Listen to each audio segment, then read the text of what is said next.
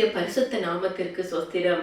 புதிய நாளை கூட்டி கொடுத்த எங்கள் தேவனுக்கு நன்றி கூறி நீங்க எல்லாரும் தேவனுக்குள்ள மன மகிழ்ச்சியா சந்தோஷமா இருப்பீங்க என்று நான் விசுவாசிக்கிறேன்.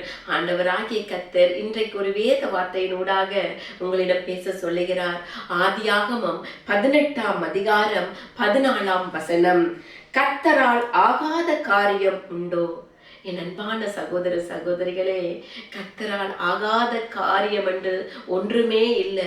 உங்களோட வாழ்க்கையில எதெல்லாம் இது முடியாது, இனி என் வாழ்க்கையில எல்லாமே முடிஞ்சு போச்சு என்ற நிலையில நீங்க அமர்ந்திருக்கிறீங்களா?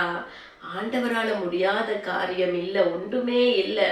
ஆண்டவர் இன்றைக்கு இந்த வார்த்தையினூடாக உங்களிடம் பேசுகிறாரு. ஏதோ ஒரு காரியத்தை குறித்து வேதனையோடு இருக்கிறீங்க, எல்லாமே முடிஞ்சு போச்சு என்ற நிலைமையில இருக்கிறீங்களா?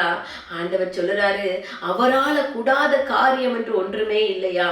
ஆபிரகாமின் சாராளின் வாழ்க்கையை பார்க்கும்போது ஆபிரகாமின் உடல் செத்து போனது என்று சொல்லுறாங்க. சாராரின் கற்பம் செத்து போனதா? ஆனா ஆண்டவருடைய வார்த்தை கடந்து வருகிறது, உட்பவ காலத்தில் ஒரு குமாரனை பெறுவா என்று சொல்லி. ஆனா ஈசாக்கை சாரால் பெற்றெடுத்தாங்க. அவங்க வயசு போன காலத்துல அந்த பிள்ளையை பெற்றெடுக்கிறாங்க. ஆனா ஆண்டவருடைய வார்த்தை உண்மை உள்ளது. செத்து போன சரீரத்திலையும் கற்பம் செத்து போயிட்டு, ஆனாலும் அதுல இருந்து ஒரு குமாரனை பெற்றெடுக்க ஆண்டவர் வழிவகுத்து கொடுத்தார். இன்றைக்கு உங்களோட வாழ்க்கையில என்னென்ன காரியம் செத்து போய் இருக்குது, இனி உயிர்ப்பிக்கவே முடியாது என்ற நிலையில நீங்க இருக்கலாம். ஆனா ஆண்டவருடைய வார்த்தை உங்கள்கிட்ட கடந்து வருது. கர்த்தரால் ஆகாத காரியம் உண்டோ? அவரால் ஆகாத காரியம் என்று ஒன்றுமே இல்லை. எல்லாம் வாய்க்கும், அவராலே வாய்க்கும். அவரை தேடுங்க, அவருடைய வழியில் நடவுங்க. அப்ப ஆண்டவரை நோக்கி ஒரு சின்ன ஜெபம் செய்வோமா?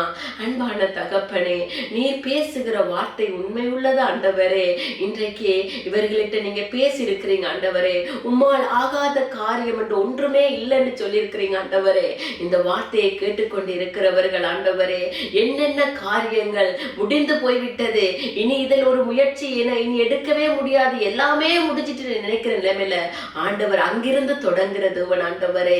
எந்த காரியத்தை குறித்து அவர்கள் வேதனையோடு இருக்கிறார்களோ அந்த காரியத்தில் என் தேவன் அற்புதங்களையும் அதிசயங்களையும் செய்கிறபடி நான் உமக்கு நன்றி. ஏனெனில் உம்முடைய வார்த்தை உண்மை உள்ளது ஆண்டவரே. உம்மால் ஆகாத காரியம் என்று ஒன்றுமே இல்லை. அற்புதத்தை செய்யுங்க, அதிசயங்களை செய்யுங்க. உம்முடைய வழியில் இவர்களை நடத்தி கொண்டு வருகிறபடி நான் உமக்கு நன்றி. இயேசுவின் நாமத்தில் ஜெபம் கேட்டு நிற்கிறோம் பிதாவே, ஆமென். நீங்கள் எல்லோரும் மிகவும் விசேஷமான நீங்க. ஆண்டவர் உங்களை ஆசீர்வதிப்பார்.